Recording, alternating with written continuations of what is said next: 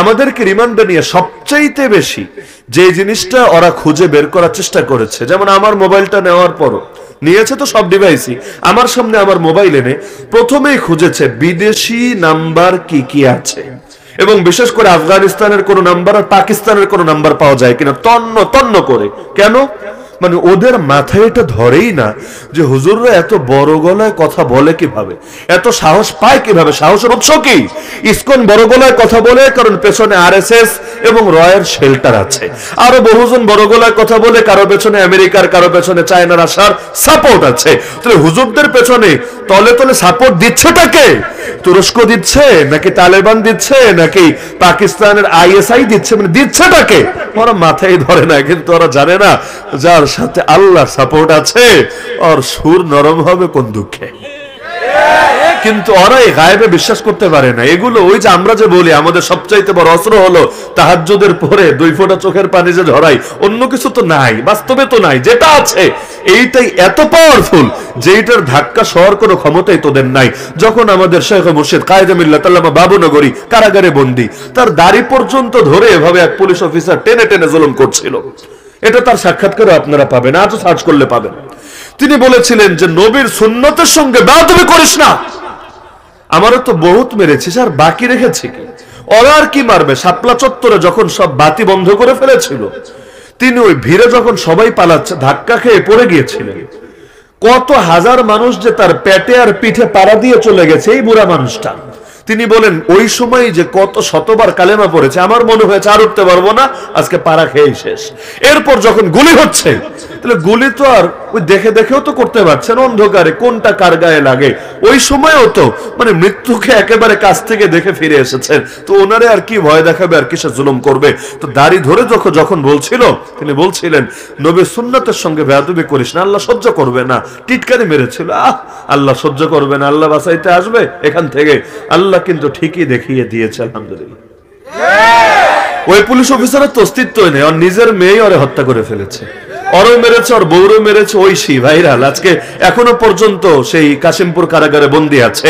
ওর কপালে এটাই জুটেছে, ওর মেয়ে, নিজের মেয়ে, তো মাদকের টাকা পয়সা নিয়ে ব্যাপার স্যাপার, অন্য কিছু না। মাদকের টাকা কেন দেয় নাই? নিজের মেয়ে তারা জবাই করে তাকে এবং তার বউকে হত্যা করেছে। নবীজির চিঠি ছিঁড়েছিল এক বেয়াদব, জানেন না ঘটনা? দুনিয়ার চাকচিককে এমন ভাবে লিপ্ত করে ছাড়ছে যে মানুষ আল্লাহর গোলাম থেকে এখন টাকা পয়সার গোলাম, খ্যাতির গোলাম, প্রভাব প্রতিপত্তির গোলামে পরিণত হয়ে যাচ্ছে। সবকিছুর পেছনে দুনিয়ার সফলতাটাকে এত বড় করে তুলেছে।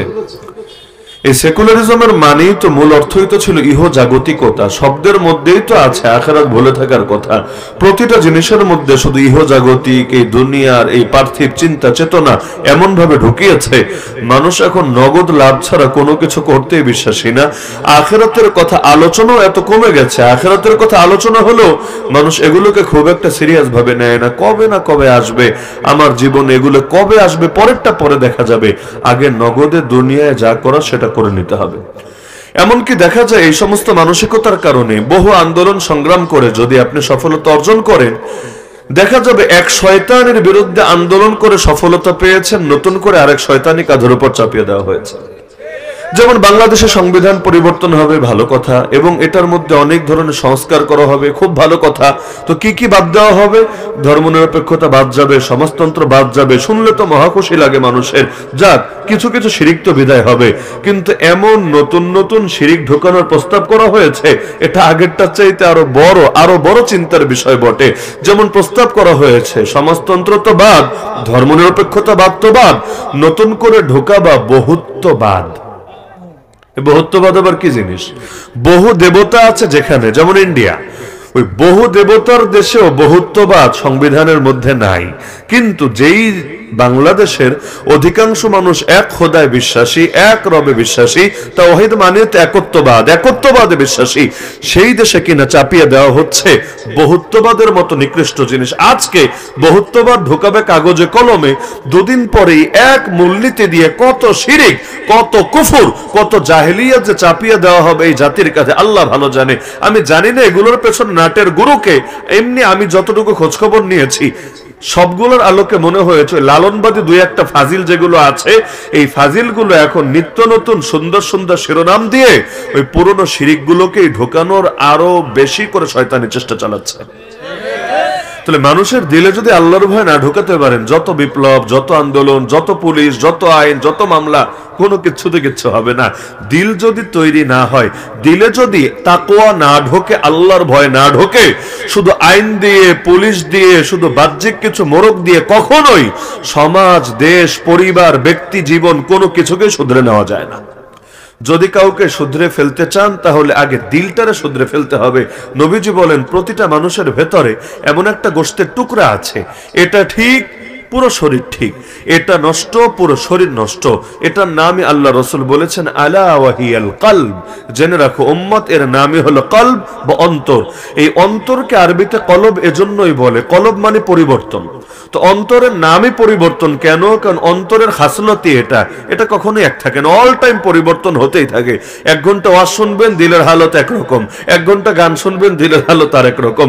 মসজিদে আসবেন, দিলের হালত একরকম। ওই বউর সঙ্গে বেশি টাইম দিবেন, দিলের হালত আরেক রকম। মানে অল টাইম এটা পরিবর্তন হতেই থাকে, হতেই থাকে, হতেই থাকে। এজন্যই তো কেউই নিশ্চিত করে বলতে পারবো না আদৌ ঈমানের সাথে মৃত্যু হবে কিনা, দুনিয়া থেকে ঈমান নিয়ে যেতে পারবো কিনা। কারণ এই কলবের কাজই তো খালি পরিবর্তন হতেই থাকে, হতেই থাকে। এজন্য আল্লাহ দোয়া শেখালেন রব্বানা লা তুজিগ কুলুবানা বাদা ইদ হাদাইতানা। হে আমাদের রব, একবার হেদায়েত দেওয়ার পরে অন্তরটাকে আর বাঁকা করে দিয়েন না, বক্র পথে নিয়েন না। ওয়াহাব লানা মিন লাদুনকা রাহমা, আপনার পক্ষ থেকে রহমত দেন, দয়া দেন।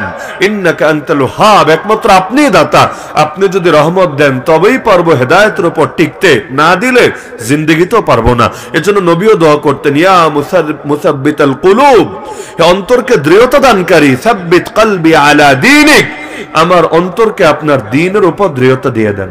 এই মসজিদে আযান হচ্ছে ইয়া মুসাররিফাল কুলুব সাররিফ কলবি আলা তাআতিক, হে অন্তরের দিক পরিবর্তনকারী, আমার অন্তরের দিককে আপনার আনুগত্যের দিকে ঘোরায় দেন।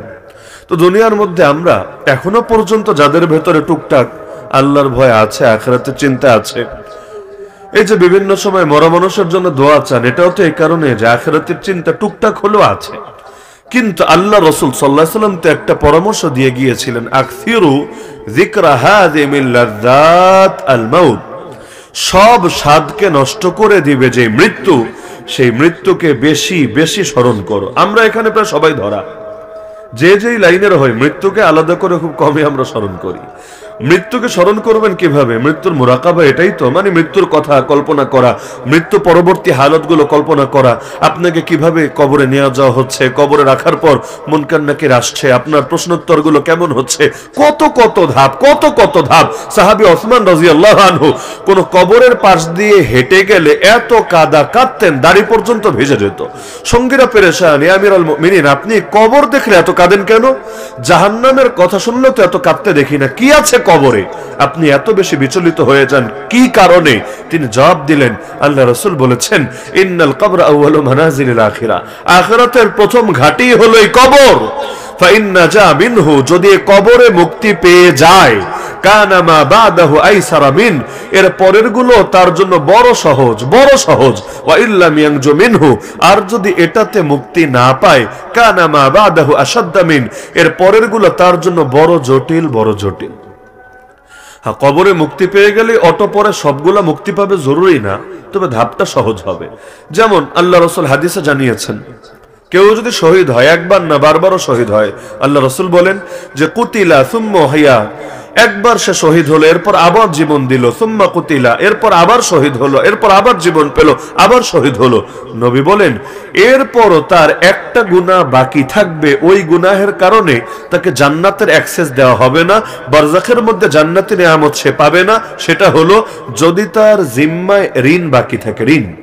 মানুষের ঋণ দেয় নাই, যেমন আমাদের বড় বড় নেতারা যে হারে পাবলিকের মাল খায়, যতদিন পর্যন্ত এগুলো তাদেরকে ফিরায় না দিবে, তুমি ভাই যদি শহীদ হয়ে যাও ভালো একদম দিনদার বুজুর্গ হয়ে, তোমার আখিরাতে মুক্তি পাওয়া গেলে মুনকার নাকিরের জবাব দিয়ে ফেললা। কিন্তু ঋণ যদি কাঁধে থাকে, শহীদ হলেও তোমার জান্নাতে যাওয়ার বরজাখে জান্নাতে সুখ পাওয়ার সুযোগ নাই, বরং এখানে বাধা থাকবে। আল্লাহ রাসূল বলেন যে প্রতিটা প্রাণ মুআল্লাকাহ বিদাইনিহি, তার ঋণের মাধ্যমে সেটা ঝুলন্ত থাকে, সেটা ঋণের দ্বারা একটা পেন্ডিং এ পড়ে যায়, হাত্তা ইউফা আনহু দাইনুহু, যতক্ষণ না তার পক্ষ থেকে ঋণ পরিশোধ করা হয়।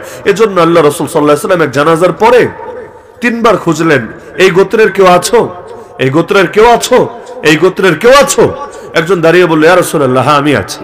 নবীজি বললেন, প্রথম 2 বার কেন জবাব দিলা না? মা মানাকা আন তুজিবানি ফিল মাররাতাইনিল উলায়াইন, প্রথম 2 বার জবাব দিতে তোমাকে কি বাধা দিল? এরপর নবীজি বললেন, শোনো, এই যে ওই ছেলেটা চালাক আছে, এখন আবার নিজে পিছনে তাকাচ্ছে যে পিছনে কে জানি মেরেছে, অথচ সেই মেরেছে। বাংলাদেশে অনেক চালাক চালাক মানুষ আছে, নিজে চুরি করে আবার আরেকজনটা চোর চোর বলে চিৎকার করে। আচ্ছা, তো এখন যে প্রসঙ্গে বলছিলাম যে দেখা যায় আল্লাহ রাসূল বললেন যে এই যে তোমাদের এলাকার লোকটা মারা গিয়েছে, তার জান্নাত আটকে আছে শুধুমাত্র এই কারণে তার জিম্মায় ঋণ রয়ে গেছে। যদি ঋণগুলো শোধ করে দাও ইনশাআল্লাহ জান্নাতে সে যেতে পারবে, যদি শোধ না করো আটকে থাকবে। তাহলে একটা বাস্তবতাও যদি মাথায় থাকে, মানে মৃত্যু পরবর্তী আপনি যদি মুরাকাবাও করেন, মৃত্যু পরবর্তী হালত চিন্তা করেন, ওই কোরআন হাদিস সামনে রেখেই তো করবেন, আন্দাজের উপর না। তাহলে আপনি মুরাকাবা করলে তো আপনার মাথায় এটাও বাড়ি দিবে যে আমার কাঁধে কার কার ঋণ বাকি আছে, ওই ঋণ যদি পরিশোধ না করি আমি শহীদ হই, আমি তো মুনকার নাকিরের প্রশ্নের জবাব দিতে পারলাম, আমি তো ধরা অন্য জায়গায়, আমি তো বরজাখে গিয়ে জান্নাতি নিয়ামত ভোগ করতে পারবো না, আমাকে আটকে দেওয়া হবে। কেন? কারণ এই ঋণগুলো কে শোধ করবে আমার থেকে? দুইটা যে কোনো একটা করা লাগবে। হয়তো নিজে দুনিয়াতে বেঁচে থাকতেই ঋণ শোধের ব্যবস্থা করতে হবে। স্ত্রীর মোহরও কি ঋণ না? স্ত্রীর মোহর ঋণ নাকি ঋণ না? বিয়েতে এত খরচ করতে পারে বাঙালি, কিন্তু বউয়ের মোহরটা ঠিক মতো দেয় না। কে বলেছে এত খরচ করতে? মানে এগুলো দরকারটা কি? ফরজের খবর নেই, আর যেটার কোনো প্রয়োজন নেই এইটা নিয়ে টেনশনের শেষ নাই। লাখ লাখ টাকা খরচ হয়, কিন্তু স্ত্রীর মোহরটা ঠিকভাবে দেয় না। কেউ তো দেয় না, তো দেয় না, এটা মুখেও আনে না। আর ওই মেয়ে পক্ষ চাপ টাপ দেয় না, বউ নিজেও চাপ দেয় না। কেন? এটাকে গলার একটা কাটা হিসাবে ঝোলা রাখতে চায়, মানে এই ভয়ে তারে যাতে না ছাড়ে। আর কাবিন নামে লেখাবো বেশি করে, 20 লাখ 30 লাখ 50 লাখ, ওর কিডনি বেচলেও তো এত দাম বের হবে, আর জায়গা জমি সব বেচলেও বের হবে না। তারপরও কেন লেখে? গলার কাটা, গলার কাটা। অন্তত এই টাকার ভয়ে যাতে তালাক না দেয়। আর যদি কোনো কারণে তালাক নিতে হয়, মেয়ে পক্ষে চাপ দিয়ে নিল যে কোনো কারণে, বিশাল বিজনেস হয়ে যাবে, লাভে লাভ। যদি এমন হয় প্রতি বছর একটা করে বিয়ে করা যায় আর 50 লাখ করে কামাই করা যায়, বিশাল ব্যাপার। শিল্পপতি হয়ে যাবে কয়দিনে। দুনিয়ার বাকি লোকেরা চিন্তা করবে কি করলাম, এত চাকরি বাকরি ব্যবসা বাণিজ্য করি, বিয়ে ব্যবসা দেখি বড় ব্যবসা, এর চাইতে বড় ব্যবসা হতে পারে নাকি? তো দেখা যাচ্ছে এই যে ঋণ যে লিখছে সেও দিতে আগ্রহী না, যার জন্য লেখা হচ্ছে সেও নিতে আগ্রহী না, গলার কাটা হিসাবে ঝুলিয়ে রাখছে। অথচ এই ঋণ নিয়ে বেচারা যে মরছে, তার যে আখিরাতের ঘাটিগুলো কঠিন হয়ে যেতে পারে, এই খবর কার আছে? দ্বিতীয় ধাপ ছিল সে না দিলে তার মিরাজ থেকে দেওয়া হবে, এটাই মাসালা ছিল। একজন মানুষ যখন মারা যায়, যদি অন্য কেউ কাফনের কাপড় কিনে টিনে না দেয়, ওই তার রেখে যাওয়া স্থাবর অস্থাবর তার যে সম্পত্তি আছে মিরাজ, সেখান থেকে নিয়ে কাফনের ব্যবস্থা করা হবে। দ্বিতীয় ধাপে তার ঋণ পরিশোধ করা হবে। তৃতীয় ধাপে ওসিয়ত যা কিছু করে গেছে, ওসিয়ত গুলোকে, তার সম্পদকে 3 ভাগ করে 1 ভাগ থেকে ওসিয়ত গুলো পরিশোধ করা হবে। এরপর বাকিগুলো আত্মীয় স্বজনের মধ্যে যে যতটুকু পাবে ওই হারে ভাগ হবে। কিন্তু বাংলাদেশে ফতোয়া নিয়ে নিয়ে সম্পদ ভাগ করে কে? মুফতিদের কাছে। এলাকার মুফতিদের কি হালত আমি জানি না। বাংলাদেশে আমভাবে মুফতিদের কাছে সবচাইতে কম যেই বিষয়ের ফতোয়া আসে তার মধ্যে অন্যতম হলো মিরাজ, আর সবচাইতে বেশি যেই ফতোয়া আসে তার মধ্যে অন্যতম হলো তালাক। রাত 2টা নয় 3টা নয় ফোন দিয়ে অস্থির করে ফেলে, হুজুর এই দেখেন বাচ্চাগুলো কাঁদে, ঘুম হচ্ছে না, একদম পুরো বাড়ি মাথায় তুলে ফেলেছে, একটা মিটমাট করেন না। রাগের মাথায় 3 তালাক তো দিয়ে ফেলেছে, অনেকে আবার 3 দেয় না, আরো বেশি দেয়। কোটি কোটি তালাক, আসমান থেকে যত ফোঁটা বৃষ্টি পড়ে ওই পরিমাণ তালাক, সমুদ্রে যেই কয় ফোঁটা পানি আছে ওই পরিমাণ তালাক। এমন অদ্ভুত অদ্ভুত বাক্যে মাঝে মাঝে তালাকও দেয়। মানে এইটা যে কোন ক্যাটাগরিতে পড়বে এবং হুকুম যে কি হবে, বায়েন না রাজি, 1 না 3, মানে এগুলোই মুফতি পেরেশান হয়ে যায়। আমাদের দাদা উস্তাদ ছিলেন মুফতি আজম পাকিস্তান আল্লামা মুফতি অলি হাসান টুঙ্কি রহমতুল্লাহ আলাইহি।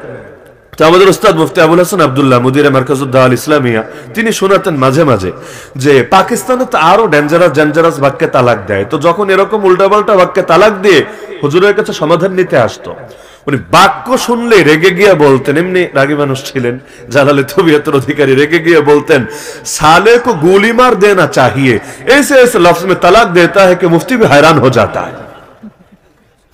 এমন রাগের মাথায় তিনি এটা বলে ফেলতেন। তো দেখা যায় তো এই যে তালাক গুলো দিচ্ছে, তালাকের ফতোয়ার জন্য মুফতিদের মাথা খারাপ করে ছাড়ে। সেখানে একদম গায়ের জোরে পারলে 50,000 1 লাখ দিতে রাজি আছে, কিন্তু মিটমাট করে দিতে হবে। তাহলে দেখা যাচ্ছে তালাকের ফতোয়ার লোকের অভাব নাই, কিন্তু কেউ মারা যাওয়ার পর তার সম্পদ কিভাবে ভাগ করবে এই ফতোয়া চাওয়ার কোনো লোকই নাই। প্রতিটা এলাকায় তো নিয়মিত মানুষ মরে, কিন্তু আসে না মুফতিদের কাছে। অথচ আসলে দুইটা জিনিস বলে দিলেই হতো যে হুজুর যে মারা গিয়েছে এই পরিমাণ সম্পত্তি রেখে গেছে স্থাবর এবং অস্থাবর মিলিয়ে, আর হকদার এই কয়জন রেখে গেছে, তা আপনি ভাগ করে দেন, কে কতটুকু পাবে, বা সিম্পল। কিন্তু এই ফতোয়া না থাকার কারণে অধিকাংশ মানুষ হারাম খাচ্ছে। কেন হারাম? কারণ আপনি যে এটা দখল করে আছেন, আসলে কি এটা আপনার হকে কিনা, আসলে কি এটা আপনি পান নাকি আরেকজনে পান, এই যে আন্দাজের উপর যে খাচ্ছেন, আর যার বল বেশি এ খাচ্ছে, যার বল কম তারা ঠকাচ্ছে। যেমন বোনদেরকে দেয় না, বোনদেরকে ঠকায়, যদি চাইতে আসে ইমোশনাল ব্ল্যাকমেল শুরু করে দেয়। আরে তুই জমি নিয়ে কি করবি বল, তুই জমি নিলে তোর স্বামী খাবে, এটা বিক্রিও করে দিতে পারে। তো বাপের জমি বেচা বিক্রি হোক, এটা তো আমরা মেনে নিতে পারি না। বিপদে আপদে তো ভাই লাগবে, স্বামী আজকে আছে কাল নাও থাকতে পারে। তো যদি স্বামী মারাও যায় তো শ্বশুর শাশুড়ি বেরো করে দিতে পারে, ওই বিপদে পড়লে তো আমাদের কাছে আসবি। তা আমরা কি তোর জমি গিলে খাবো নাকি? আমরা তো তোর এই সন্তান সন্ততির জন্যই এগুলো দেখে শুনে রাখবো। তাহলে সুতরাং ভাই চাইলে ভাইয়ের উপরে খুশি থাক, আর জমি চাইলে জমি নিয়ে চলে যা, তাহলে আর ভাইয়ের নাম মুখে আনিস না। এমন ভাবে ওয়াজ করা শুরু করবে, আমরা আর কি ওয়াজ করি, এমন ভাবে ওয়াজ করা শুরু করবে, মহিলা লাস্টে চিন্তা করবে থাক সম্পর্ক নষ্ট করার দরকার নেই, সম্পদ থাকলেও ভালো না থাকলেও ভালো।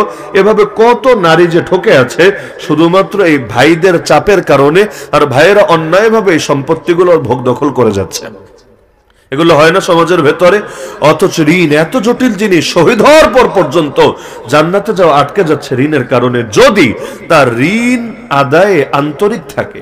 হ্যাঁ, তবে কুলে উঠতে পারে না। যেমন ধরেন আপনার কাছে ঋণ আছে, এই মুহূর্তে জিহাদ ফরজে আইন হয়ে গেল, চূড়ান্ত ডাক চলে আসলো, আপনি নেমে গেলেন, চেষ্টা ছিল দেওয়ার কিন্তু সুযোগটা পান নাই, তার আগেই জালেম এসে গুলি করে আপনাকে মেরে ফেলেছে। এমন যদি হয়, মুহাদ্দিসিন কেরাম বলেছেন আশা করা যায় তার দিলে যেহেতু নিয়ত খাঁটি ছিল, আল্লাহ তাআলা ইনশাআল্লাহ তাকে মাফ করবেন এবং ওই পাওনাদারকে জান্নাতি কোনো নেয়ামত দিয়ে খুশি করে দিবেন। তো দিলে যদি ভেজাল থাকে, টালমাটাল করতে করতে মাতুলুল গানিয়ে জুলমুন, টালমাটাল করতে করতে সে যদি এভাবেই সময় ক্ষেপণ করতে থাকে, তাহলে এটা যদি জুলুম না হয় জুলুম কারে বলে? এভাবে খেয়াল করলে দেখবেন আমাদের সম্পদে কত লাইনে যে হারাম আছে আল্লাহ ভালো জানে।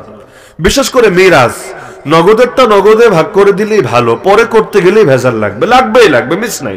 আর কত জিনিস এমন এটা নাই, সব তো আর জমি জমা না। একজন মানুষ তো খালি জমি জমা রেখে যায় না, আরো বহু কিছু রেখে যায়। কোনটা যে কোন ফাঁকে কে খেয়ে ফেলেছে কিসের খবর আছে? এমনকি সম্পদের ব্যাপারে তো এত সচেতন থাকতে হবে। এই যে কোম্পানিগুলো অফার দেয় না 99 টাকা, 49 টাকা, 39 টাকা, অ্যামাউন্টের মধ্যেই ভেজাল। এখন এই টাকা দিবেন কিভাবে? 9 টাকা দেওয়া তো বিরাট সমস্যা। কি করে? 50 টাকা দিয়ে দেয়, 100 টাকা দিয়ে দেয়। যাকে দেয় দুই রকম মানুষ আমরা দেখি। এক শ্রেণীর মানুষ বাকি 1 টাকা দেওয়ার চেষ্টা চালায়, নগদে পারুক, আর নগদ না থাকলে, কয়েন না থাকলে চকলেট দিয়ে খুশি করে হলো তারা দিতে চায়। আর কিছু মানুষ এমন, ওরা দিতেও চায় না, ওরা ভাবে এটা তো আমারই প্রাপ্য। আর কোম্পানিগুলোর ওই মাথায় ফাইজলামিটা থাকে, এটা তো আমারই প্রাপ্য, আমিই পেয়ে যাব। তো সে দেওয়ার চেষ্টা চালায় না। আর 1 টাকা চাইবে কেমনে? এখন ক্রেতা যদি তার দিলে আগ্রহ থাকে, 1 টাকা চাইলে তো লজ্জাও লাগে। এখন তো ভিক্ষুকরা 5 টাকার নিচে ভিক্ষা নিতে চায় না, ভিক্ষুকদেরও প্রেস্টিজ এই পর্যায়ে গেছে। তো 1 টাকা দোকানদারের কাছে চায় কিভাবে? তো দিলে যদি খুশি না থাকে, ওই 1 টাকা করে কিয়ামতের ময়দানে আপনার জান্নাতে যাওয়া জটিল হয়ে যেতে পারে। এজন্য ঋণের লাইনে কোনো সুযোগ নাই। লা ইয়াহিল্লু মালু ইমরিইন মুসলিমিন ইল্লা বিতিবি নাফসিহি, মুসলমানের মাল তার দিলের সন্তুষ্টি ছাড়া হালাল হয় না। ওই বাংলাদেশে অনেক আইনের পোশাক পরা বেআইনি কাজ করা লোক আছে, এরা মানুষের থেকে ঘুষ তো খাবে, আবার মৌখিক অনুমতি নিয়ে নিবে। এই যে আপনার থেকে নিচ্ছি, আপনার দাবি নাই তো? কিয়ামতের দিন ধরবেন না তো? ভাবটা এমন, যদি বলে দাবি নাই তার জন্য এটা হালাল হবে, অথচ দাবি নাই মুখ দিয়ে বলবে না দিল দিয়ে বলবে? স্বাভাবিক এটাই, মুখ দিয়ে বলবে, দিল দিয়ে মানুষ টাকা এত খরচ করতে চায় না। তো 500ই হোক 5000ই হোক, বেশিরভাগই ওই আড়ালে যাওয়ার পরে তোর 14 গোষ্ঠী নিয়ে গালি দিবে, দিলের খুশি আসলো কোত্থেকে? তাহলে দেখা যাচ্ছে শুধুমাত্র মামলা থেকে বাঁচার জন্য, ঝামেলা এড়ানোর জন্য মুখ থেকে বললো না ভাই আমি রাজি আছি। এই যে মুখ থেকে বললো, কিচ্ছু কাজ হবে না। দিলে যেহেতু খুশি নাই, তোমার জন্য এই মাল হালাল হবে না, তুমি একটা হারামখোর, এবং তোমার ফ্যামিলিরও তুমি এগুলো থেকে হারাম খাইয়ে খাইয়ে বড় করছো। তাহলে সুতরাং এই ঋণের ব্যাপারে তো আখিরাত নিয়ে যখন ফিকির করবেন, প্রতিটা ধাপে তো আপনার সামনে আসবে। যেমন আল্লাহ রাসূল সাল্লাল্লাহু আলাইহি ওয়াসাল্লাম বলেন, ইন্না আ'মালাকুম তুরাজু আলা মাউতাকুম, অন্য বর্ণনায় আছে তুরাজু আমালুকুম আলা আকারিবিকুম ওয়া আশাইরিকুম, তোমাদের আমলগুলো উপস্থাপন করা হয় তোমাদের নিকটাত্মীয়দের সামনে। যেমন কোরআনেও আছে, ওয়াসায়ারাল্লাহু আমালাকুম ওয়া রাসূলুহু ওয়াল মুমিনুন, তোমাদের আমল আল্লাহও দেখবে, রাসূলও দেখবে, মুমিনরাও দেখবে। আল্লাহ রাসূল বলে দিচ্ছেন যে তোমাদের আমল উপস্থাপন করা হয় তোমাদের আত্মীয়দের সামনে, তোমাদের বাবা মা, তোমাদের আপনজন, তোমাদের বংশের লোকদের সামনে। কোথায়? যারা এখন বরজাখে আছে, দুনিয়াতে নাই, যারা দুনিয়া থেকে চলে গিয়েছে, তাদের সামনে আমলগুলো উপস্থাপন করা হয়। দেখো তোমার ছেলে কি করছে, দেখো তোমার নাতি কি করছে, দেখো তোমার বউ কি করছে, দেখো তোমার বাচ্চা কি করছে। তো ফায়ুসারুন ওয়া ইউসাউন, তারা আনন্দিত হয়, তারা শোকাহত হয়। যদি দেখে ভালো কিছু করেছে তাহলে তারা আনন্দিত হয়, তাদের দিলটা খুশ হয়ে যায়। আর যদি খারাপ কিছু দেখে, হাদিসের মধ্যে আছে আল্লাহর কাছে দোয়া করে, আল্লাহুম্মা লা তুমিতহুম হাত্তা তাহদিয়াহুম কামা হাদাইতানা, হে আল্লাহ ওদেরকে ততদিন পর্যন্ত মরণ দিও না যতদিন না তুমি ওদেরকেও হেদায়েত দিয়ে দাও যেভাবে আমাদেরকে হেদায়েত দিয়েছিলে। আল্লাহর কাছে দোয়া করতে থাকে, আল্লাহ এই অবস্থায় ওর মৃত্যু যাতে না হয়, কারণ যেভাবে ও কুকর্ম করছে মৃত্যু হলে আর পরিণতি বড় নিকৃষ্ট হবে। কারণ মৃত্যুর সময় থেকেই তো যন্ত্রণাগুলো শুরু হয়ে যায়। এমনি তো মৃত্যু যন্ত্রণা সবার উপর আছে, ওয়াজাআত সাকরাতুল মাউত বিল হক যালিকা মা কুনতা মিনহু তাহিদ। তবে মুমিনদের জন্য সুবিধা হলো, শরীরের উপর দিয়ে তো কষ্ট বয়ে যাচ্ছে, কিন্তু চোখের সামনে যখন জান্নাত তুলে ধরা হচ্ছে, নেয়ামত তুলে ধরা হচ্ছে, আর রহমতের ফেরেশতারা রিসিভ করতে এসে সুসংবাদ শোনাচ্ছে, ওয়াবশিরু বিল জান্নাতিল্লাতী কুনতুম তুআদুন, তখন শরীরের উপর দিয়ে কি বয়ে যাচ্ছে ওটা আর মাথায় কাজ করে না, কারণ সে মানসিকভাবে অন্য জগতে ডুব দিয়েছে। ওই স্বপ্ন অনেক সময় এমন হয় যে স্বপ্নে চলে গেছেন ধরেন ট্রাম্পের সাথে ব্রেকফাস্ট করতে, এদিকে আপনার দেহ পড়ে আছে একটা ভাঙা খাটের উপরে, এখন বিদ্যুৎ নাই, গরমের দিন, ঘাম দরদর করে আপনার গড়িয়ে পড়ছে, খবরই নাই। আপনি তো আছেন এখন ব্রেকফাস্ট করবেন, তার সাথে চিয়ার্স করবেন, তার সাথে সেলফি তুলবেন সে আনন্দের ভেতরে। তো রুহানি ভাবে মানুষ যখন আনন্দে থাকে, যেমন শহীদ, তার মৃত্যু তো সবচাইতে কষ্টের হওয়ার কথা, কিন্তু হাদিসে আছে তার মৃত্যু সবচাইতে সহজ। আপনাকে একটা মশা কামড় দিলে যেমন ব্যথা পান, পিঁপড়া কামড় দিলে যেমন ব্যথা পান, শহীদের ব্যথা এতটুকুই হয়। একইভাবে আপনি যদি আটা বা ময়দার খামিরা থেকে একটা চুল উঠাতে চান, এতে যেমন নাম কাওয়াজতে একটু কষ্ট হয়, শহীদের প্রাণ বের করতে এতটুকু কষ্ট হয় কেন? শহীদের দেখা যাচ্ছে হাত উড়ে গেছে, পা উড়ে গেছে, শরীর থেকে রক্ত গড়িয়ে পড়ছে, তাহলে এত কম কষ্ট হবে কেন? হ্যাঁ কষ্ট হয়, দেহের উপর দিয়ে হয়, কিন্তু রূহ এমন নেয়ামতে ডুব দেয় ওই কষ্টের কথা তার কোনো খেয়ালই থাকে না। তো যখন ফেরেশতারা আসে, মুমিনদের ক্ষেত্রে রহমতের ফেরেশতা, কাফেরদের ক্ষেত্রে গজবের ফেরেশতা, তখনই তো চেহারার মধ্যেও পরিবর্তন শুরু হয়। কারণ মৃত্যুর পরও, বিশেষ করে এই যে ফিলিস্তিনের বাচ্চাদেরকেও দেখেন, যে সমস্ত ভাইয়েরা শহীদ হলো ফিলিস্তিনের গত 1 বছরের যুদ্ধে, আপনি শুধু শহীদদের লাশটা দেখেন, 1 ঘন্টার ওয়াজ শোনা দরকার নেই, আপনি এখানে লাশগুলো দেখেন। এই কাফা বিল মাউতি ওয়াইজা, মৃত্যুই আপনার জন্য ওয়াইজ হিসাবে যথেষ্ট। এই লাশের চেহারা দেখেই দিলের মধ্যে যদি কোনো মেসেজ নিতে না পারেন, 1 ঘন্টা বয়ান দিয়ে আপনার দিলে মেসেজ ঢোকানো যাবে না। সুবহানাল্লাহ, কি নুরানি হাসি ফুটে আছে, দেখলে শুধু দেখতেই মনে চাচ্ছে, অথচ কারো হাত নাই, পা নাই, গুলিতে শরীর ঝাঁঝরা হয়ে গেছে, তো চেহারার মধ্যে কি যে নুরানি হাসি লেগে আছে, দেখলে শুধু দেখতেই মনে চাচ্ছে। কেন? কারণ আল্লাহ রাসূল জানিয়েছেন, যখন ফেরেশতারা এসে সুসংবাদ শোনায়, মুমিনের অবস্থা এমন হয়, ওয়াদ্দা লাউ খারাজাত ইয়ানি নাফসা, আরে তার কামনা এমন হয় যে তার নফসটা একাই বের হয়ে যাক, ওই আজরাইল মালাকুল মউতের কষ্ট করে বের করা লাগবে না, নিজে ছটফট করে বের হওয়ার জন্য, তো তখন তো খুব সহজে বের হয়ে আসে। আর ফেরেশতারাও সেটাকে এমন খুশবু লাগিয়ে দেয়, আরে মেশকে আম্বরে আর কি সুঘ্রাণ, এর চাইতে সুঘ্রাণ বের হতে থাকে। কিন্তু পাপিষ্টের ক্ষেত্রে তো উল্টাটা হয়, সে যখন যখন দেখে গজবের ফেরেশতারা চলে এসেছে, বের তো হতে চাই না, উল্টো শরীরের মধ্যে এমন ভাবে তুফাররাকু রূহুহু ফি জাসাদিহি, শরীরের মধ্যে এমন ভাবে ছড়ায় যায়, পিটায় পিটায় এটাকে বের করতে হয়। তো যখন বের করে ওই হালতটা তার চেহারার মধ্যেও প্রকাশিত হয়, এমন কালো হয়ে যায়, বিশ্রী হয়ে যায়, ভয়ানক হয়ে যায় যে অনেক সময় দেখা যায় ফ্যামিলি লাশ দেখানোর ছবি তোলার অনুমতি দিতে পারে না, এই পরিমাণ ভয়ানক হয়ে যায়। এরপর তো চলতেই থাকে, মুমিনের হলে তো উপরে নিয়ে যায়, যদি মুমিন বান্দা হয় আসমানে নিয়ে গেলে ফেরেশতারা পর্যন্ত গর্ব করে বলে এটা কার রূহ নিয়ে আসলা, এত উত্তম এক রূহ। তখন তার পরিচয় দেওয়া হয় অমুকের ছেলে অমুক, তখন দরজা খুলে যায়, প্রথম আসমানের ফেরেশতারা রিসিভ করে করে দ্বিতীয় আসমান পর্যন্ত পৌঁছে দেয়, এভাবে যেতে যেতে যেতে সর্বোচ্চ পর্যায়ে চলে যায়। এবং আল্লাহ রাসূলের হাদিসে শব্দে আছে মুমিনদের রূহের নিকট সেটা চলে যায়, মুমিনদের রূহ হাত্তা ইয়াতু বিহা আরওয়াহুল মুমিনিন, ফেরেশতারা সেটা অন্যান্য মুমিনদের রূহের কাছে নিয়ে যায়। এমনকি নবী আরো ভেঙে চুরে বলেছেন, যখন অন্যান্য মুমিনদের কাছে যায়, যেখানে ইমাম বুখারী আছে, ইমাম আবু হানিফা আছে, সব ইমামরাও বসে আছে, সাহাবীরা তাবেঈরা সবাই আছে, তখন সে যাওয়ার পরে তারা সঙ্গে সঙ্গে প্রশ্ন শুরু করে দেয়, আরে অমুক কেমন আছে, তমুকের বিয়ে হয়েছে কিনা, মা ফাআলা ফুলান হাল তাজাওয়াজাত ফুলানা, কত টেনশন, ওইখানে বসেও টেনশন। এখন ওইখানে তো টিভিও নাই, পত্রপত্রিকাও নাই, আবার মোবাইলও নাই, আপডেট পাচ্ছে না, নিউজ ফিড তো দেখতে সবার মনে চায়, তারা সেখানে একটা আপডেট নাই যে অমুকের কি অবস্থা, সে আছে কিনা, কেমন আছে। তা আল্লাহ রাসূল বলেন যদি এমন হয়, সে বলে আরে তাকে তো আমি দুনিয়াতে রেখে আসিনি, এর আগেই তো সে ইন্তেকাল করেছে, আমার আগে মারা গিয়েছে, তখন তারা পেরেশান হয়ে যায়, ইন্না লিল্লাহি ওয়া ইন্না ইলাইহি রাজিউন, কি বললা এটা, তাহলে সে যদি মারা যায় তাহলে সে তো আমাদের কাছে আসে নাই, তাহলে গেল কোথায়, কাদ যুহিবা বিহি ইলা উম্মিহি আল হাওিয়া, আরে তাকে তো তাহলে জাহান্নামে নিয়ে যাওয়া হয়েছে, যেহেতু এখানে আসে নাই, তখন তারা বড় পেরেশান হয়ে যায়। আর যদি এমন হয় সে বলে যে না সে এখনো দুনিয়াতে আছে, বেঁচে আছে, আজাবাহুম যালিক, এটা শুনে তারা মুগ্ধ হয়, আনন্দিত হয়, যাক জাহান্নামে তো অন্তত যায় নাই, অন্তত সে সিজ্জিনে তো যায় না, অন্তত আছে, টিকে আছে, আনন্দিত হয়। তাহলে দেখা যায় সেখানে পর্যন্ত সব রূহগুলো একসঙ্গে থাকে। আল্লাহ রাসূল বলেন মুমিনদের রূহগুলো জান্নাতে পাখি হয়ে গাছের সঙ্গে ঝুলে থাকে। শহীদদেরটা তো বিশেষ নিয়ামত পাই সবুজ পাখি হয়ে, মুমিনদের রূহ ইন্না আরওয়াহাল মুমিনিন, মুমিনদের রূহগুলো পাখি হয়ে তালুকু বিশাজারিল জান্নাহ, জান্নাতের গাছের সঙ্গে সেগুলো ঝুলে থাকে যতদিন না কিয়ামত হবে, এভাবেই থাকবে। যখন কিয়ামত হবে তখন আল্লাহ দেহের মধ্যে রূহগুলোকে পূর্ণভাবে ফিরিয়ে দিবে। তো এই যে দেখা যাচ্ছে সেখানে পর্যন্ত আলোচনা হয়। এমনকি আল্লাহ রাসূল সাল্লাল্লাহু আলাইহি ওয়াসাল্লাম বলেন যে একবার আমাকে ঘুমের ভেতরে জিবরিল এবং মিকাইল বারজাখে নিয়ে গেল।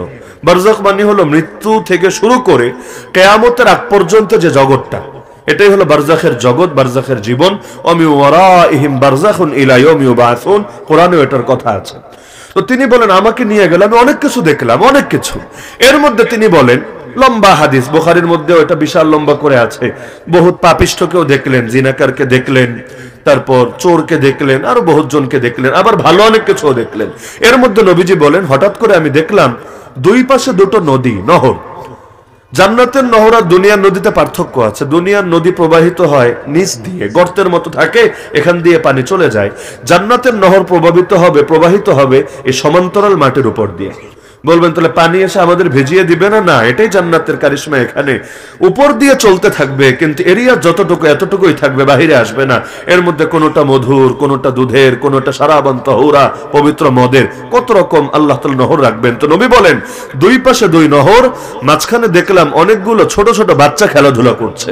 আমি জিজ্ঞাসা করলাম মান হাউলা, এই বাচ্চাগুলো কারা, এরা এখানে খেলাধুলা করছে নিজেরা নিজেরা, এরা কারা? তখন তারা জবাব দিল হাউলা ইযারারিউল মুমিনিন, এরা হলো মুমিনদের শিশু বাচ্চা, যাদের শিশু সন্তান মারা গিয়েছে, পেরেশানির কিছু নাই, ইব্রাহিম আলাইহিস সালামের কাছে ইলম শিখছে। এবং এক হাদিসে তো আছে, যদি এই হাদিস নিয়ে দুই ব্যাখ্যা আছে।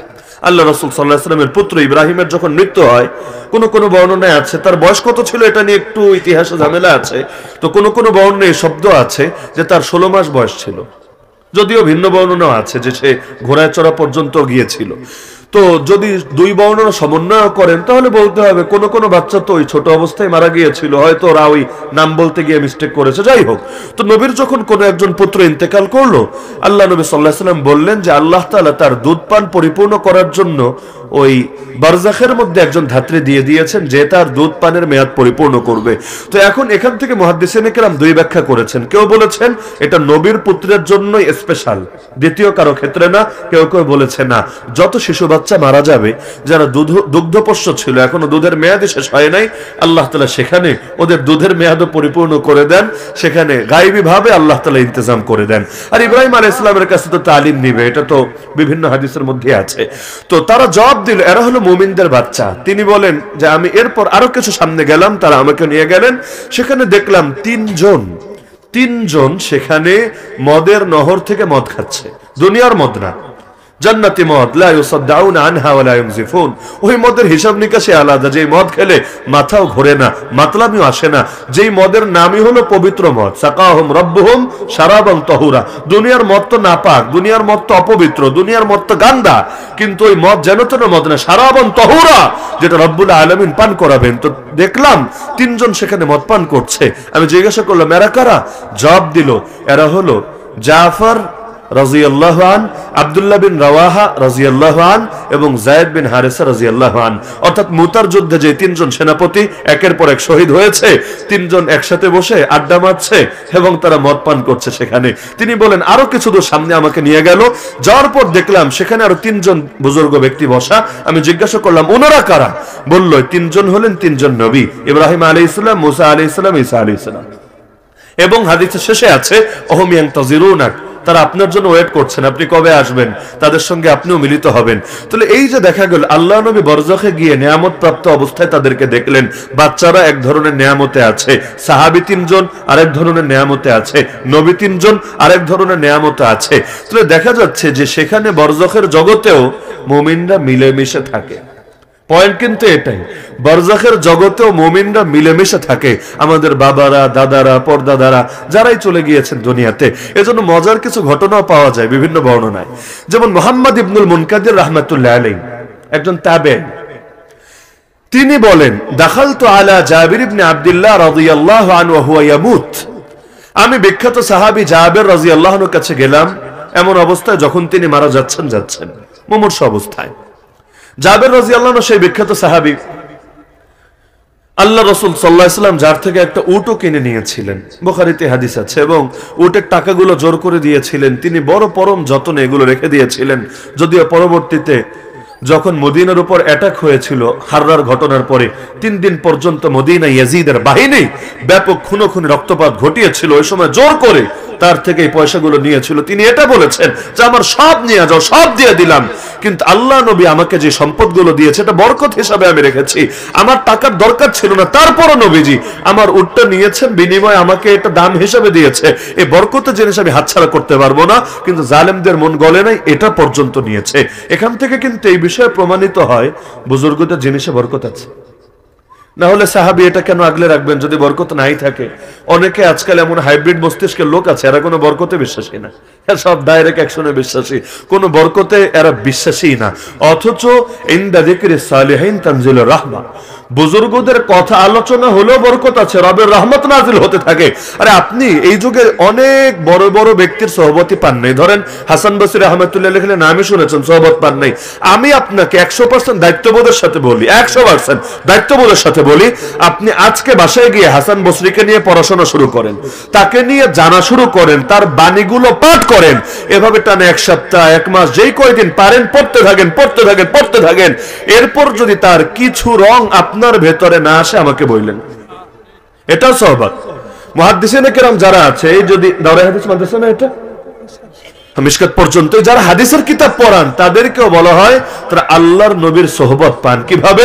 ডাইরেক্ট নবীর জাতে মোবারকের সোহবত তো পাচ্ছেন না, কিন্তু নবীর বাত, নবীর কথা, নবীর বাণীগুলোর সোহবত তো পাচ্ছেন।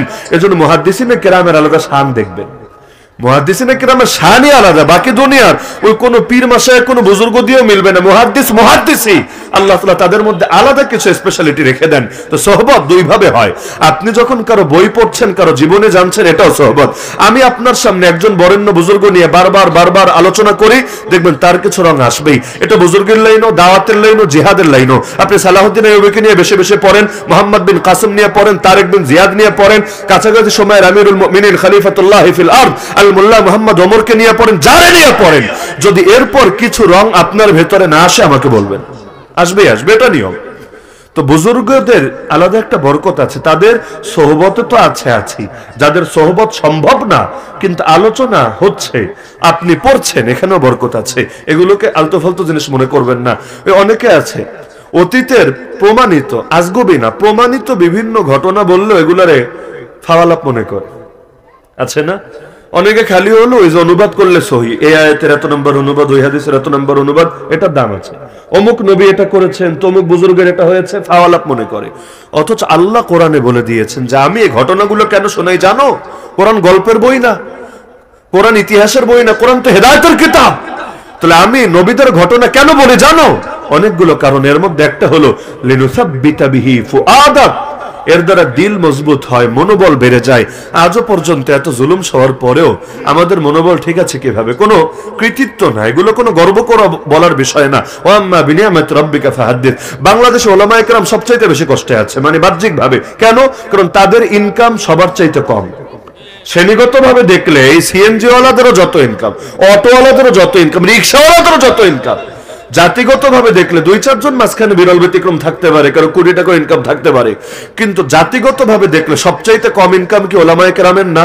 দ্বিতীয়ত সবচাইতে বেশি অবহেলিত এবং মাজলুম কি ওলামায়ে কেরাম না? প্রতিটা পদে পদে মাজলুম।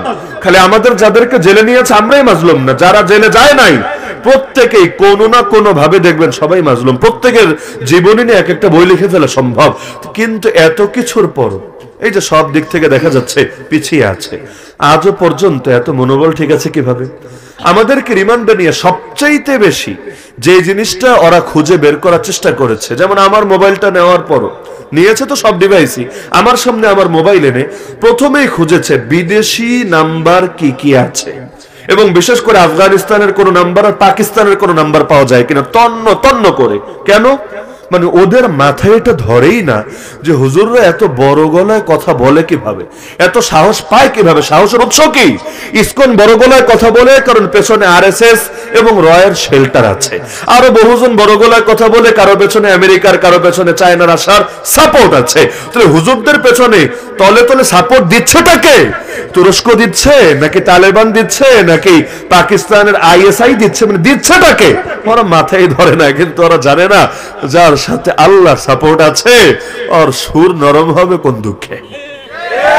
কিন্তু ওরা এই গায়েবে বিশ্বাস করতে পারে না। এগুলো ওই যে আমরা যে বলি আমাদের সবচাইতে বড় অস্ত্র হলো তাহাজ্জুদের পরে 2 ফোঁটা চোখের পানি যে ঝরাই, অন্য কিছু তো নাই, বাস্তবে তো নাই। যেটা আছে এইটাই এত পাওয়ারফুল যেটার ধাক্কা সওয়ার কোনো ক্ষমতাই তোদের নাই। যখন আমাদের শেখ মুর্শিদ কায়েদে মিল্লাত আল্লামা বাবুনগরী কারাগারে বন্দী, তার দাড়ি পর্যন্ত ধরে এভাবে এক পুলিশ অফিসার টেনে টেনে জুলুম করছিল, এটা তার সাক্ষাৎকারও আপনারা পাবেন, আজও সার্চ করলে পাবেন।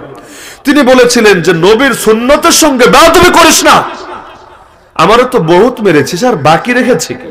ওরা আর কি মারবে? শাপলা চত্বরে যখন সব বাতি বন্ধ করে ফেলেছিল, তিনি ওই ভিড়ে যখন সবাই পালাচ্ছে ধাক্কা খেয়ে পড়ে গিয়েছিলেন। কত হাজার মানুষ যে তার পেটে আর পিঠে পাড়া দিয়ে চলে গেছে এই বুড়া মানুষটা। তিনি বলেন ওই সময় যে কত শতবার কালেমা পড়েছে, আমার মনে হয়েছে আর উঠতে পারবো না, আজকে পাড়া খেয়ে শেষ। এরপর যখন গুলি হচ্ছে, তাহলে গুলি তো আর ওই দেখে দেখেও তো করতে পারছেন, অন্ধকারে কোনটা কার গায়ে লাগে। ওই সময়ও তো মানে মৃত্যুকে একেবারে কাছ থেকে দেখে ফিরে এসেছেন, তো ওনারে আর কি ভয় দেখাবে, আর কিসে জুলুম করবে? তো দাড়ি ধরে যখন বলছিল, তিনি বলছিলেন নবী সুন্নতের সঙ্গে বেয়াদবি করিস না, আল্লাহ সহ্য করবে না। টিটকারি মেরেছিল, আল্লাহ সহ্য করবে না, আল্লাহ বাঁচাইতে আসবে এখান থেকে। আল্লাহ কিন্তু ঠিকই দেখিয়ে দিয়েছে, আলহামদুলিল্লাহ। ওই পুলিশ অফিসারের তো অস্তিত্বই নেই, ওর নিজের মেয়ে ওরে হত্যা করে ফেলেছে, ওরও মেরেছে, ওর বউরও মেরেছে। ঐশী ভাইরাল আজকে এখনো পর্যন্ত সেই কাশিমপুর কারাগারে বন্দী আছে। ওর কপালে এটাই জুটেছে, ওর মেয়ে, নিজের মেয়ে, তাও মাদকের টাকা পয়সা নিয়ে, ব্যাপার স্যাপার অন্য কিছু না। মাদকের টাকা কেন দেয় নাই? নিজের মেয়ে তারা জবাই করে তাকে এবং তার বউকে হত্যা করেছে। নবীজির চিঠি ছিঁড়েছিল এক বেয়াদব, জানেন না ঘটনা? পারস্য সম্রাট আল্লাহ নবী বদদুয়া দিয়েছিলেন, আল্লাহ আমার চিঠি ছিঁড়েছে, তুমি আর রাজ্যকে ছিঁড়ে টুকরা টুকরা করো। ও আমার চিঠি ছিঁড়লো, তুমি আর রাজ্যকে ছিঁড়ে দাও। আল্লাহর কি কুদরত, ওর পুত্রই ওরে হত্যা করেছিল, অন্য কেউ লাগে নাই, পুত্রই হত্যা করেছিল।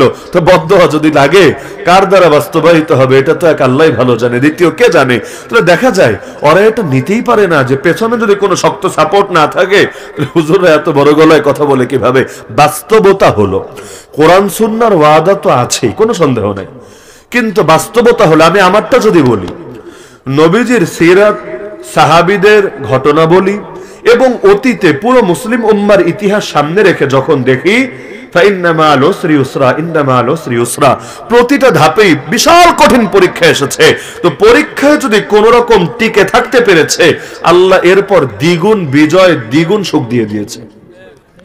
إذا اشتدت بك البلوى ففكر في ألم نشرح فعسر بين يسرين إذا فكرته فافرح। আল্লাহর কসম করে আমি অন্তত আমার ব্যাপারে বলতে পারি, আমার দিলে যতটুকু মনোবল আছে, কোরআন সুন্নাহর ওয়াদা তো আছে, কোনো সন্দেহ নাই, কিন্তু আইনুল ইয়াকিন বলতেও তো একটা ব্যাপার থাকে। এই ইতিহাসের আয়নায় যখন দুনিয়াটাকে দেখি তখন মনে হয় ইনশাআল্লাহ সুম্মা ইনশাআল্লাহ বিজয় তো আমাদেরই হবে। আমেরিকা যখন আফগানিস্তানে আক্রমণ করেছিল, আমিরুল মুমিনিন মোল্লা ওমর কিন্তু এই কথাটাই বলেছিলেন যে বুশ ওয়াদা দিয়েছে 3 দিনের মধ্যে কাবুলের পতন ঘটাবে, আমাকে নিয়ে ওয়াশিংটনে ওর সামনে হাজির করবে বন্দী অবস্থায়। আর আল্লাহ ওয়াদা দিয়েছেন ঈমান ঠিক থাকলে, হকের উপর থাকলে আমাদের বিজয় হবে। শীঘ্রই আমরা দেখব আল্লাহর ওয়াদা সত্য নাকি আমেরিকার ওয়াদা সত্য। কিছু কিন্তু নাই। আমেরিকার সাথে, শুধু আমেরিকা তো না, পুরো ন্যাটো, পুরো পশ্চিমা জোটের সাথে লড়াই করার মতো কোন জাগতিক শক্তি নাই, কিচ্ছু নাই। কি দিয়ে মোকাবেলা করবে? কিন্তু ওই যে বললাম, মনোবল, আল্লাহর উপর ভরসা, ইতিহাসের বাস্তবতাকে সামনে রাখা, ব্যাস কথা একটা বলেছেন, আল্লাহ ঠিকই দেখিয়ে দিয়েছেন। যদিও নিজে দেখে যেতে পারেন নাই, শহীদ হয়েছেন, কিন্তু গোটা উম্মত দেখেছে আলহামদুলিল্লাহ আল্লাহর দেওয়া ওয়াদা সত্য, জর্জ ডব্লিউ বুশের ওয়াদা দেওয়া মিথ্যা। এই ট্রাম্প এই যে 20 তারিখ হলো শপথ নেবে না, 20 তারিখ ক্ষমতা গ্রহণে আসবে, ভালো কথা। সেই তো বলেছিল যে দায়িত্বে আসার পর গাজা শহরকে পুড়িয়ে ছাই করে দিবে, বলে নাই? এ ট্রাম্প বলে নাই? আল্লাহর কি কুদরত, গাজা কি পোড়াবি, তোর দেশে তো আজও পুড়ছে তো পুড়েই যাচ্ছে, থামাথামির কোনো খবরই নাই। হলিউড পাড়া পুড়ে গেল, লস অ্যাঞ্জেলেস গেল, ক্যালিফোর্নিয়া এমন ভাবে ছড়িয়ে যাচ্ছে, ওরা বলে শয়তানের বাতাস, ওরা নাম দিয়েছে, মানে এই বাতাসটা ঠেকানো যাচ্ছে না, দাবানো হলে এমন ভাবে ছড়িয়ে যাচ্ছে। আরে কিসের ফায়ার ব্রিগেড, ফায়ার সার্ভিস, কোনো কিছু দিয়ে কোনো কাজ হচ্ছে না, খালি বাড়ছে আর বাড়ছে। নাম দিয়েছে শয়তানের বাতাস, যদিও নামটা নিয়ে আমার আপত্তি আছে। কেন? শয়তানের দেশে শয়তান বাতাস দিবে কোন দুঃখে? কি একটা নাম দিল, এটা তো একটা অপমানজনক নাম, একটা হাস্যকর নাম। শয়তান হলিউড পরে বাতাস দিবে কেন? ও তো বলে আরো নিবানোর চেষ্টা করবে। তা আল্লাহর গজব যখন আসে পরিণতি এমনই হয়। হ্যাঁ, এখানে যদি মুমিন মারা যায় তার জন্য গজব হবে না, তার জন্য রহমত হবে ইনশাআল্লাহ। বুখারীতে হাদিস আছে, কানা আযাবান ইয়াবআসুহুল্লাহু আলা মান ইয়াশা ফাজআলাহুল্লাহু রাহমাতাল লিল মুমিনিন। মহামারী আল্লাহ পাঠায় আযাব হিসাবে, যার উপর চায় তার উপরে, কিন্তু মুমিনদেরকে যদি এটা আক্রান্ত করে তাদের জন্য এটা গজব হয় না, তাদের জন্য যায় রহমত হয়ে। তো এই দিলে যদি ঈমান ঠিক থাকে, দুনিয়া যেদিকেই যাক অন্তত আল্লাহ তো ঈমানের বরকতে বান্দাকে হেফাজত করবে। তো বলছিলাম যে বারজাখের জিন্দেগিতেও অনেক বাস্তবতা যেগুলো আছে, এগুলো যদি নিয়মিত স্মরণে রাখেন ইনশাআল্লাহ জিন্দেগিতে কিছু না কিছু প্রভাব পড়বে। বদর যুদ্ধে হাতে গোনা কয়েকজন সাহাবী শহীদ হয়েছিলেন, যারা ইতিহাস পড়েছেন হয়তো জানেন। যে কয়েকজন সাহাবী শহীদ হয়েছেন এর মধ্যে একজন হলেন হারেসা। আচ্ছা, এর আগে ওই ঘটনাটা শেষ করি। জাবির ইবনে আব্দুল্লাহ রাদিয়াল্লাহু আনহু মুমূর্ষু অবস্থায় আছেন, মনে আছে তো? প্রখ্যাত তাবেঈ মুহাম্মদ ইবনুল মুনকাদির তিনি তাকে দেখতে গেলেন। তিনি নিজে বলেন, আমি তাকে গিয়ে বললাম, ইকরা আলা রাসূলিল্লাহি সাল্লাল্লাহু আলাইহি ওয়াসাল্লাম মিন্নি আসসালাম। দুনিয়া থেকে যাচ্ছেন তো আমার পক্ষ থেকে নবীজিকে সালাম বলবেন। কারণ জাবির রাদিয়াল্লাহু আনহু সাহাবী, তো যদি নবীর সঙ্গে মুলাকাতের সম্ভাবনা না থাকে, তাবেঈ গিয়ে তার এই পরামর্শ দিচ্ছে কেন, তার কাছে এই চাওয়াটা চাচ্ছে কেন যে নবীজিকে আমার পক্ষ থেকে সালাম বলবেন। সালাম এই পাপী উম্মত থেকে সালাম জানিয়েছে। প্রসঙ্গক্রমে বলে রাখি, অনেকে হজে যায় না, উমরায় যায় না? যায় তো। যখন যায় আপনাদের সাথে দেখা সাক্ষাৎ হয় না অনেকেরই? হয়তো। কি বলেন আপনারা? কমন বলেন যে দোয়া করেন, কমন কথা। ঠিক আছে, দোয়া চান, সমস্যার কিছু নেই, দোয়া চাওয়া ভালো, এবং ওই জায়গায় যদি আপনার জন্য দোয়া করে আপনার জন্য সৌভাগ্য। কিন্তু সম্ভব হলে নবীজির কাছে সালামও পৌঁছায় দিয়েন। যদি বাস্তবে দিলে এশকার মহব্বত থাকে, আপনাকে বলে দিতে হবে না, শিখিয়ে দিতে হবে না। কত কবি পাখিকে সম্বোধন করে কবিতা বলল, বাতাসকে সম্বোধন করে কবিতা বলল, বাতাস আমার পক্ষ থেকে নবীজির কাছে সালাম পৌঁছে দিও, বাল্লিগ মিন্নি বাল্লিগ সালামি রাওদাতান ফিহা নবিয়ুল মুহতারাম। তো যেখানে পাখিকে বাতাসকে পর্যন্ত কল্পনায় সম্বোধন করে বলছে, সেখানে জলজন্ত মানুষ যাচ্ছে, একবার বলে দেন না, ইনশাআল্লাহ তার মনে থাকবে। একান্ত যদি নাম মনে নাও থাকে, এটা তো অন্তত বলতে পারবে, নবী আমার পক্ষ থেকেও সালাম, আরো যত আশেক বাংলাদেশ থেকে, টিলাবাড়ি থেকে, তেতলি থেকে আপনাকে সালাম জানিয়েছে, তাদের পক্ষ থেকেও সালাম। আর হাদিসে তো আছে, নবীজিকে সালাম জানালে নবী জবাব দেন, আল্লাহ তার ফিরায় দেন, তিনি জবাব দেন। তাহলে দেখা যাচ্ছে ওই কেউ মারা যাচ্ছে, তখন এটা স্মরণ করিয়ে দিচ্ছে। আরেক সাহাবী, নারী সাহাবী উম্মু বিশর বিনতুল বারা, তিনি আরেকজন সাহাবীর ইন্তেকালের সংবাদ পেলেন যে কাব রাদিয়াল্লাহু আনহু মারা যাচ্ছেন, মুমূর্ষু অবস্থায় আছেন। তিনি পেরেশান হয়ে ছুটে আসলেন, নারী, তিনি ছুটে আসলেন ওই আরেকজন যিনি সাহাবী, বয়স্ক সাহাবী ইন্তেকাল করবেন তার কাছে। এসে পর্দার আড়াল থেকে তিনি তাকে বললেন, শোনো, তোমার যদি বরজখে অমুকের সঙ্গে সাক্ষাৎ হয়, নামটা হাদিসে নাই, যে কোনো একজনের নাম নিয়ে বলেছে আর কি, তোমার যদি অমুকের সঙ্গে সাক্ষাৎ হয়, আমার পক্ষ থেকে সালাম বলবা। তিনি বললেন, কি বলো এগুলো, আমি তো চরম ব্যস্ততার হালতে আছি, মানে এখন মরবো আমি, এরপর মুনকার নাকির আসবে, কত কত ধাপ, ইল্লিনে যাবো না সিজ্জিনে যাবো, রহমতের ফেরেশতা নিবে না গজবের ফেরেশতা নিবে, কি হবে না হবে, আল্লাহ মাফ করবে না আযাব দিবে, আমি বাঁচি না আমার টেনশনে, আর তুমি আছো তোমার সালাম নিয়ে, তোমার সালাম তুমি দিও সুযোগ পেলে, আমি এই সালাম নিয়ে এত দূরের সফরে যাব কিভাবে? তখন তিনি বললেন, কেন? আমার সামিআতু রাসূলুল্লাহ ইয়াকুল, নারী পুরুষকে এবার শিক্ষা দিচ্ছে, তুমি কি নবীজিকে বলতে শোনো